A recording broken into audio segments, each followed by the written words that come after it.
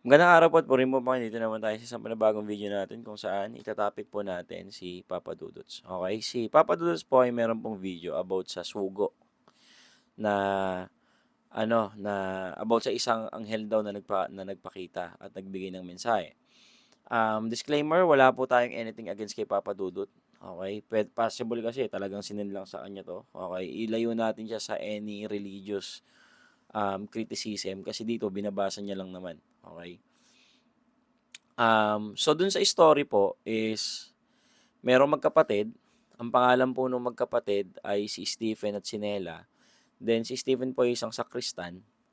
Then isang araw umuwi siya ng medyo weird. Tapos napansin ng kapatid niya, tinanong siya. Then sabi niya nakakita daw siya ng anghel. Then yun na, nagkaroon na ng sanib sa kanya yung anghel. Then nung umalis yung mga magulang nila, yung anghel ay may sinabi sa kanya mga prophecy. Then after that, namatay yung kapatid niya. So that's the story.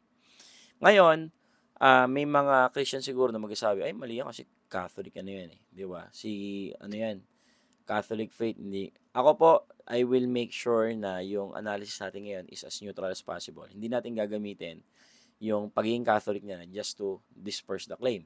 Para yung mga Catholic din, malaman nila dito na we are not disclaiming those people na kasama nila sa pananampalataya just because of their religion. Let us be neutral as possible. Then check natin if yung sinabi o yung istorya is biblical. Okay po? This is for us to help each other. Okay? Anyway, doon tayo sa sa foundation ng gagawin natin is nasa 1 John chapter 4 verse 1. Sabi dito, mga minamahal, huwag kayong maniwala sa anumang espiritu. Okay? Bagkos siya sa atin ninyo kung sila ay sa Diyos. 'Di ba? Kasi marami mga false prophets na dumadating dito sa mundo na 'to. So, ito ay utos sa atin ni Apostol Juan na tayo ay maging mapanuri. Huwag kagad tayong maniniwala sa mga ganito-ganitong istorya. Hindi ko sinasabi na mali pa, sinasabi ko lang na ito yung magandang pag-uugali natin. Sinesearch natin, chinecheck natin.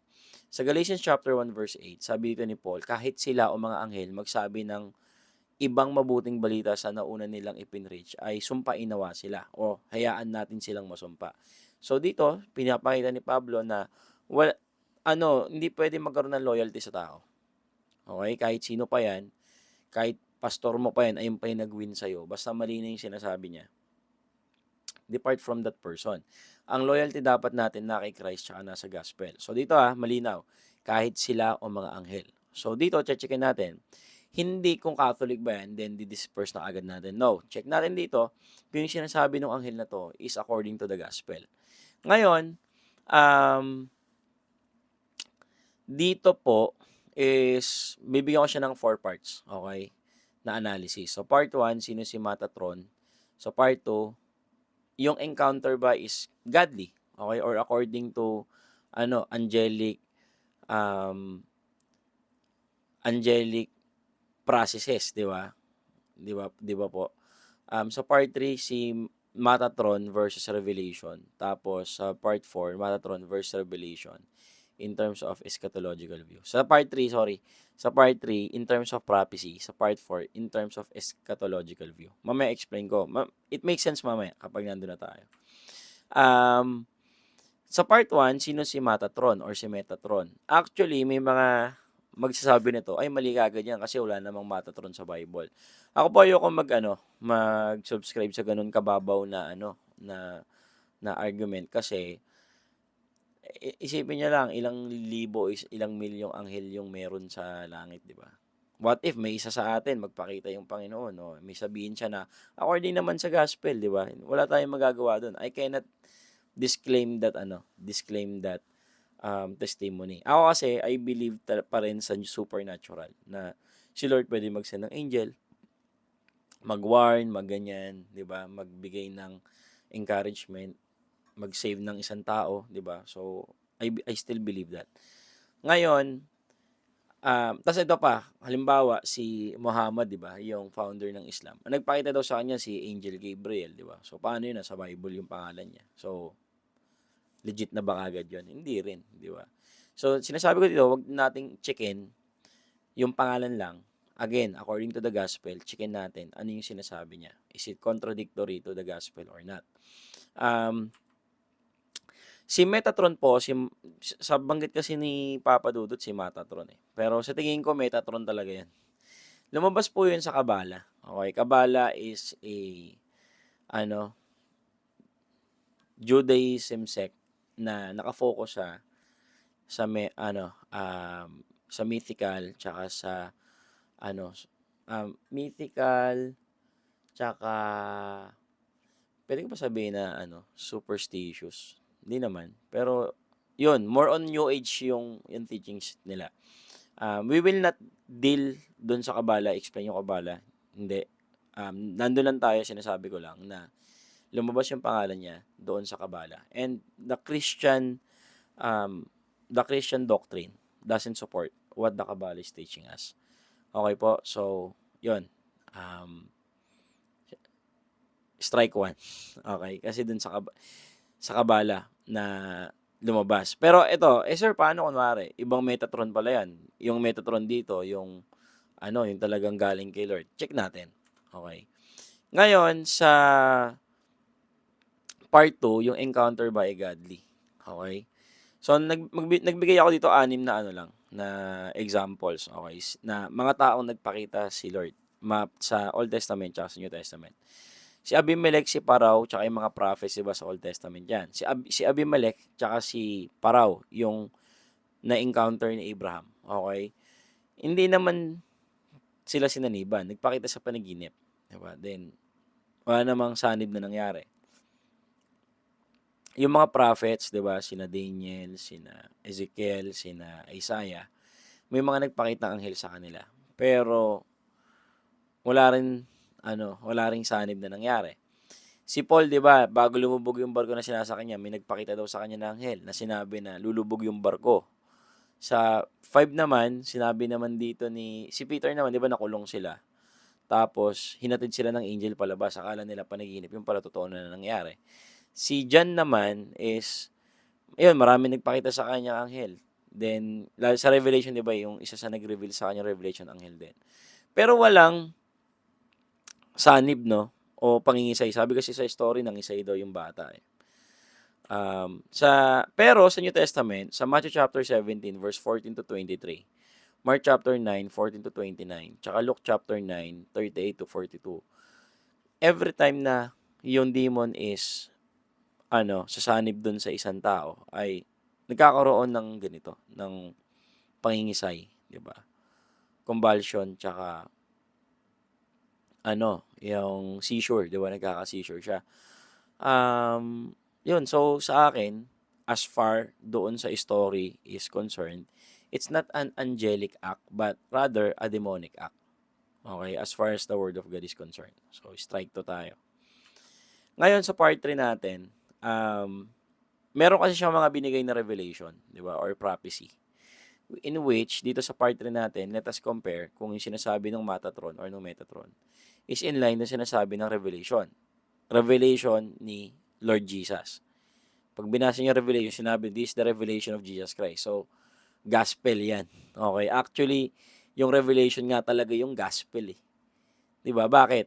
Sa 4 Gospels, sinasabi ni Lord yung incoming kingdom of God or yung paghahari ni Lord sa puso ng tao, di ba?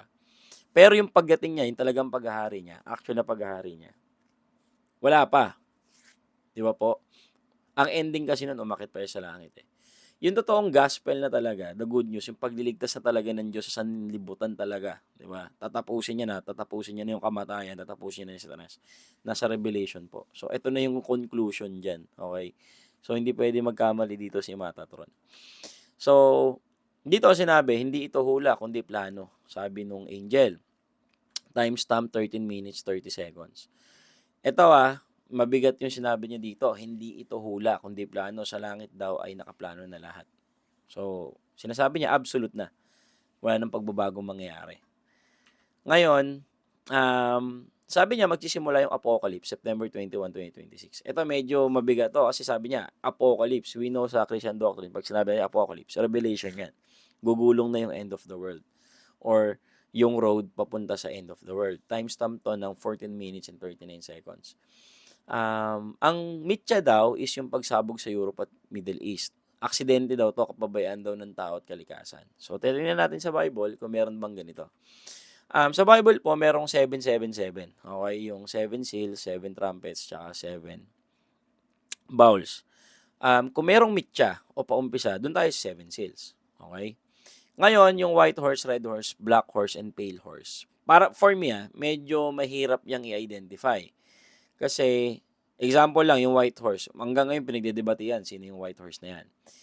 Si red horse, sa dami ng mga digmaan na nangyayari ngayon, di ba? Sa black horse naman, sa inflation. Pero naman, may binigay siya ng specific kasi sa inflation na yon tataas yung bilihin, pera lang sa oil and wine. So, magkakaroon ng ganong klase ng famine. Then, na hindi natatamaan si oil and wine. As of now, wala pa namang ganon eh. Di ba?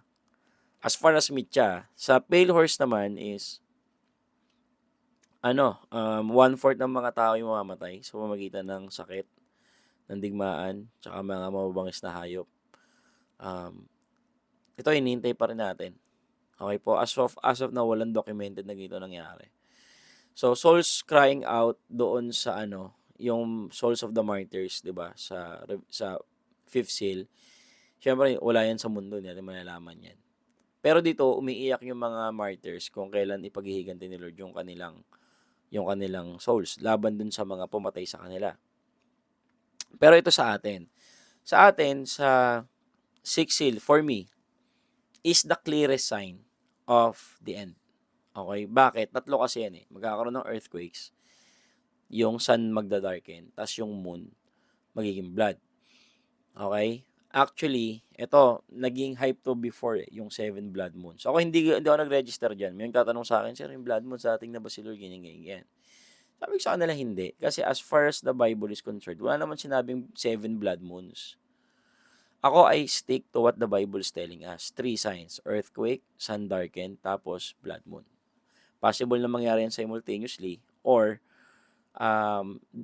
these things will happen in a close period of time. Ayun yung nakikita ko dyan. As of now, wala.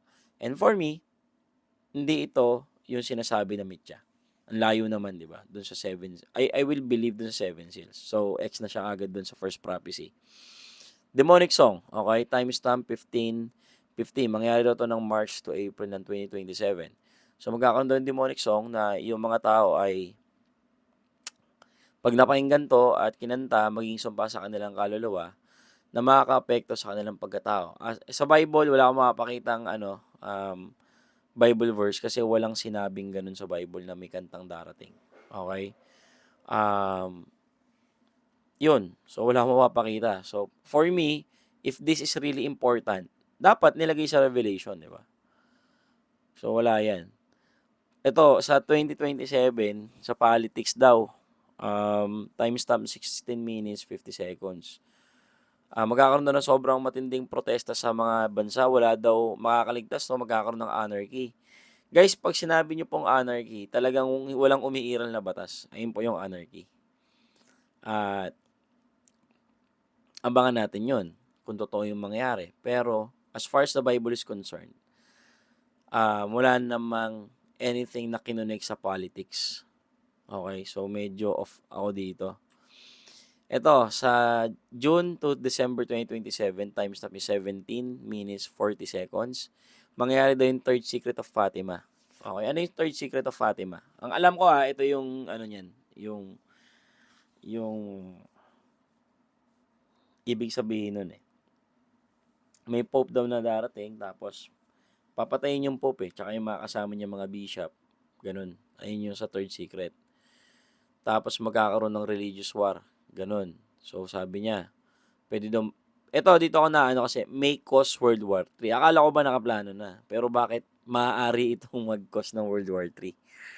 So, yun, may red flag ako doon. Sabi, yung mga cities daw ay magiging abo. Dahil daw sa mga bagong kagamitang pang-armas. Though, meron sa Bible naman na na mga digmaan, di ba? Pero, eto check natin. Pero as of now, wala, wala, hindi siya naka-align pa rin sa Bible, sa Revelation, walang sinasabi. Then next tayo, eto zombie virus, sabi dito, sa zombie virus daw is may mga nag-eeksperimento doon ng rabies na nilalagay sa radiation na malakas, then may makakawala, pagkakagat niya daw sa isa, magiging katulad niya rin hanggang sa yun, magiging zombie na yung mga tao. Ang makakawalan daw ng vaccine ay Israel, tapos yung bibigyan daw ng Israel, yung kumikilala sa Israel. Ngayon, dito binigyan tayo ng medyo malabong explanation kasi yung Diyos daw nagsusugo ng mga lingkod niya ng mga politiko. Okay? Tapos yung mga politiko na yun, bahala daw tayo kung sino yung boboto natin. Pag natatalo, malungkot daw si Lord. Pag nanalo daw yung nilagay niya, masaya daw si Lord. So, ang bibigyan, kasi ako sa akin parang, in the Bible, the Lord makes kings and unmake kings. Wala tayong, yes, bumoboto tayo, pero nasa Lord pa rin yun kung sino yung mananalo o hindi. 'Di ba? So, medyo off ako dito. Tapos, eto lang, ayoko lang I can give explanations why, bakit ito mali, as far as, specific politicians concerned, pwede tayo magkaroon dito ng, ng comparison. Pero, wag na lang muna siguro. Kasi, focus na lang muna tayo dun sinasabi niya. Pero ito, gray area to. Pero for me, malabo Ito, dun sa yung mga sugo-sugo, 'di ba, ng mga politicians. Pero dun tayo sa zombie virus. Meron bang zombie virus or zombie apocalypse na mangyayari sa Bible? Sa Bible po, ito check natin. Sa Seven Seals, yun na nga yung 4 na kabayo, prayers of the saints, tapos yung signs na yung 3 signs. Magkakaroon daw ng silence sa langit, tapos yung seven seals. Sa seven trumpets, sino yung mangyayari? O destruction of vegetation. Dito yung mangyayari yung one-third, one-third, one-third Di ba? Yung magiging dugo yung yung dagat, yung ilog, etc. Okay? Tapos dito rin lalabas yung yung Antichrist. Okay? Dito rin po siya lalabas. Tapos, pero wala pa rin dyan Walang mangyayaring dyan. Wala, sorry dun sa speaker. Pero wala pa rin mangyayaring dyan yung zombie virus dun sa parang more on siya sa pagsira ng resources ng mundo. Parang gano'n. Ngayon po pwede nilang ipilit yung nasa Revelation chapter 9, yung fifth trumpet, kung saan magpapadala si Lord ng mga balang or locust. Dito po, magpapadala siya ng armies of locust para torturein yung mga tao in span of 5 months. Tapos, sabi dito kasi sa verse 6, meron kasing verse sa verse 6 na, in those days shall men seek death and shall not find it, and shall desire to die, and death shall flee from them. Randomly kasi may nakita ako or napanood ako na ginamit to para i-justify yung zombie virus. But the problem is, yung zombies gustong pumatay, gustong kumain, gustong mangagat. Ganun yun, di ba? Pero dito kasi, yung mga tao mismo, gusto nilang mamatay dahil sa tindi ng sakit. Walang sinabi na gusto nilang pumatay o gusto nilang mangain or mangagat. Wala pong ganun. So, malayo to dun sa zombie virus. The problem kasi with some interpretation, yung sabi ko nga yung chop suey reader or cherry picker, di ba? Na pag meron silang theory, meron silang doctrine, kukuha sila ng Bible verse para lang suportahan yung doctrine. Even though, yung Bible verse na yun, kinokontradict niya yung buong context nung verse. Kasi nga, bago mo makuha yung meaning ng isang verse, kailangan makuha mo yung context niya. Pero yun nga, may mga pumipilit dito. Pero malabo pa rin, malayo siya. Kung ilalagay mo naman na zombie yung yung mga locust, hindi pa rin. Kasi nga, locust nga, di ba? Sabihin natin na yung locust yung zombie. Wala naman sinabi na kapag naagat sila ng locust, magiging loko sila eh, di ba? Kasi ganun yung zombie, di ba? Kapag kinagat ng zombie, magiging zombie rin yung kinagat. So, malayo talaga. Tapos, sa Seven Bowls, ito lang, onting explanation lang. Yung Seven Trumpets is buong mundo tatamaan yan. Okay? Tapos, magkakaroon ng matinding tagutom nun. Kasi nga, one-third, masisira. Masisira yung mga halaman, one-third, yung ilog, yung dagat. So, kukonti yung natural resources. Darating bigla din yung Antichrist, maglalagay ng Mark of the Beast. So, after that, magkakaroon na ng Seven Bowls. Yung Seven Bowls, nakafocus po yan sa mga tumanggap ng tatak. Kaya nga nonsense yung nonsense yung mga magpapatatak. Kasi syempre, ina-expect nila, mabubuhay pa sila ng 50 years pagkatapos nila kunin yung tatak. Right after that, paparusahan sila ng Seven Bowls. So, ano na lang yan, less than 7 years na lang, mga 3.5 years or less. 'Di ba? So, kaya sa oras na yun, huwag mo ka na lang kumuha ng tatak. 'Di ba? Pero dito, ang pinakamalapit is yung bowl, yung first bowl. Kung saan magkakaroon ng sakit sa balat yung mga tao.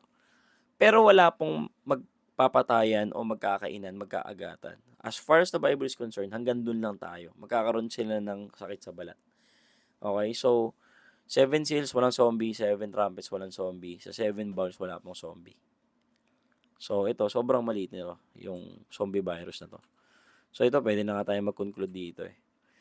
Pero, anyway, ito, magkakaroon ng drought. Okay? So, tagtuyot ng 2028 at 2029. Time stamp ito is 25 minutes.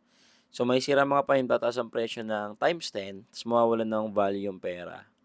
Magkakaroon ng digital currency. Ang hindi kukuha ay hindi makakabili o makakabenta. Ngayon, dun muna tayo.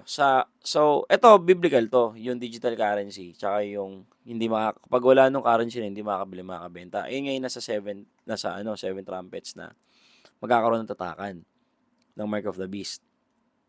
O sir, tama na siya dito. Ang problema kasi natin dito, mali yung pagsabog, walang demonic song, politics, mali rin, yung zombie, mali. 'Di ba? So, ang dami niya nang minali o isa lang yung tinama niya, yung digital currency. So, does it mean tama na siya sa lahat? Hindi naman. Bakit? Open secret naman yung yung Mark of the Beast, yung digital currency. 'Di ba? Simula high school ako, ang dami ng resources about yan. So, hindi lang siya nakakaalam yan. It's either, ito may writer lang si Papa Dudots na gumawa ng story. O let us say, totoong nangyari to. May talagang sumanib na anghel. Then, syempre, hindi naman, hindi naman yan nalilingid sa, yung mga demonyo, nababasa rin naman nila yung Bible eh. Or may sumulat lang talaga nung istorya, tapos, sinama niya to, para magmukhang legit. Pero yun, it doesn't, vindicate the whole testimony dahil lang dun sa isang tumama. Okay? So, ayun nga, sa 'di ba, sa rules of court nga, sabihin mo may 5 kang tama, sabihin mo 5 testimony mo, 4 yung tama, 1 lang yung mali. Yari na kaagad eh. 'Di ba? Isang kasinungalingan mo lang. Pero dito baligtad. 'Di ba? Mali siya sa lahat, 1 lang yung tinama niya, doesn't mean tama siya, 'di ba? It doesn't work that way. Ngayon, eto, last tayo. Hindi, anyway, conclude lang natin. So, sa prophecy po, ang dami pong maling prophecy dito.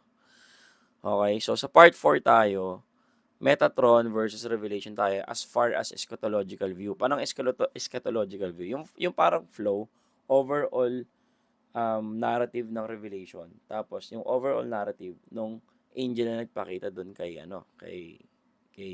Stephen at Nela. Sa Revelation chapter 8, ito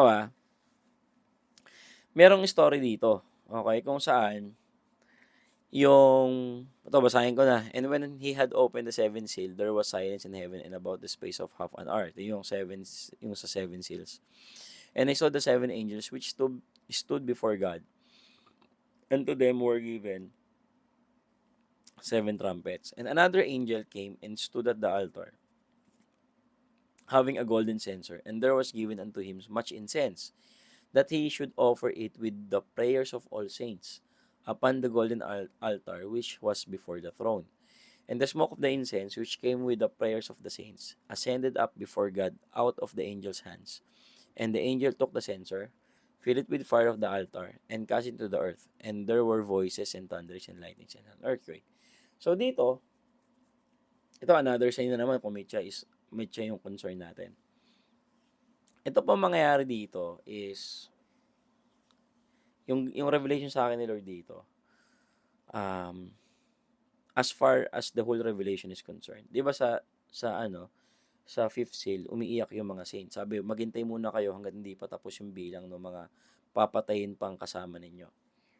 Ngayon, pagdating dun sa seven seal, yung prayers nila ibinigay na kay Lord, inoffer na. Kasama yung mga prayer merong lagayan ng prayer sa langit. After mabigay lahat ng prayer nila, yung lagayan ng prayer, itinapon sa lupa. What does it tells us? Yung rema sa akin dyan is, once na nabuksan na lahat ng seals, wala na tong break. Hindi ito pwedeng pigilan. Once na nabuksan na yung mitya, wala na, tapos na. No prayers, okay, will stop this. Once na nabuksan na lahat. Opo, ayun nga yung meaning ng seal lock. Diba?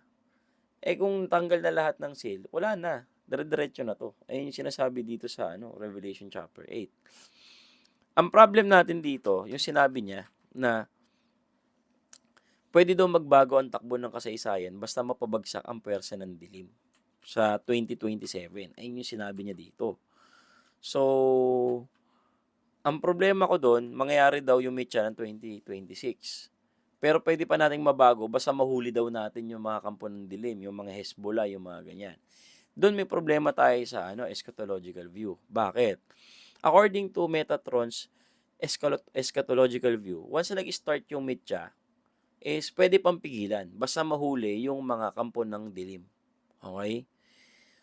Sa Revelation chapter 3 verse 10, ito sinabi, hindi mapipigilan. Sabi dito, pero iingatan niya yung mga banal. Hindi dahil nahuli nila yung mga kampon daw ng dilim, kundi dahil naging tapat sila sa salita ng Diyos. Sabi daw, because thou hast kept the word of my patience, I will also keep thee from the hour of temptation, which shall come upon all the world to try them that dwell upon the earth. So, kita nyo po, ang layo ng eschatological view ng Metatron sa eschatological view ng Revelation. Ang layo ng sinasabi ng angel na to doon sa sinasabi mismo ng gospel. Di ba po? So, conclusion natin, bogus to si Metatron. Okay, ayun po yung natin dyan. Ngayon, sa Deuteronomy chapter 8, ito, sir, what if hindi nangyari lahat ng mga sinabi niya? Ito nga, as far as the gospel is concerned, malabo. Sabi dito sa Deuteronomy chapter 18 verse 22, when a prophet speaketh in the name of the Lord, if the things follow not or come to pass, that is the thing which the Lord had not spoken, but the prophet had spoken it presumptuously, thou shalt not be afraid of him. So sabi dito, pag mayroong isang tao na na nagsalita tapos hindi nangyari, hindi galing kay Lord yun. Diba? Sa kanya lang yun. Huwag kayong matakot sa kanya. Sa Deuteronomy chapter 30 naman, verse 1 to 3. Ito, sir, paano kunwari, may nangyari dun sa sinabi niya. Diba? May, from the run of his, prophecy, tsaka yung niya, sabi ko nga, sa gospel, yung angelic act is hindi naman ganun, di ba? Wala namang namamatay sa pagpapakita ng anghel. Sobrang laking red flag nun. Pero sir, what if mangyari yung sinasabi niya? Masasabi, ito hindi porket nangyari, kay Lord na. Ito yung madalas na problema ng marami. Kapag nangyari, ay kay Lord yan. O kaya, hindi naman masamang maniwala kasi nangyayari naman.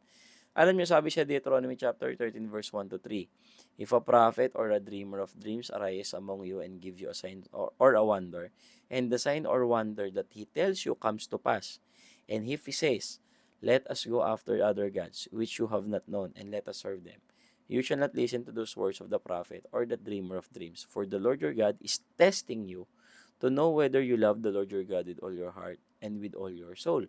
So may times talaga, may mga tao talaga na possible na may mangyari sa sinasabi nila. Not because sila ay kay God. Baka mamaya tinetesting ka lang. Kaya nga yung mga example, may May nagtanong sa akin dati, "Bro, magpapahula kami." Sabi ko, "Ba't kaya magpapahula? Christian na tayo." Eh, kasi nangyayari lahat ng sinasabi niya. It doesn't nangyayari kay Lord yun. Tinetest lang kayo ni Lord kung susunod kayo sa salita niya. 'Di ba? So, yun.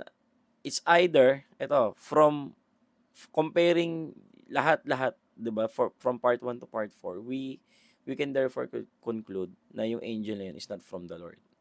Mangyari man o hindi mangyari yung sinasabi niya, yung sinasabi niya is far from the gospel. At ano sabi ni Paul doon sa Galatians chapter 1 verse 8? Kahit sila o yung mga anghel magsabi ng iba doon sa mabuting balita, hayaan natin silang masumpa.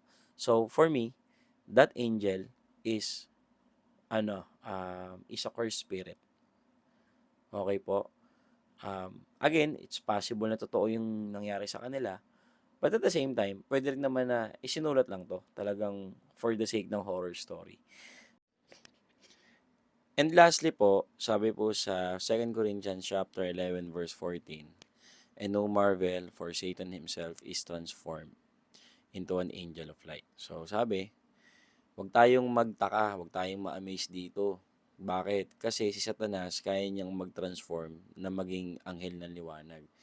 As a Christian, hindi naman to mahirap na bagay para sa atin. Alam natin na yung kaaway ay mandaraya. So, yun lang po. Anyway, I hope po naliwanagan po kayo sa naging topic natin. Pray for me na maagawa po ako ng maraming video. Okay po. So, yun. Sorry po kasi ayoko talagang gumawa ng video na parang wala lang eh. Gusto ko talaga, at least na-explain po natin ng maayos in God's grace. So, yun lang po. God bless po. Si Lord po yung mataas. Amen po. Bye-bye po.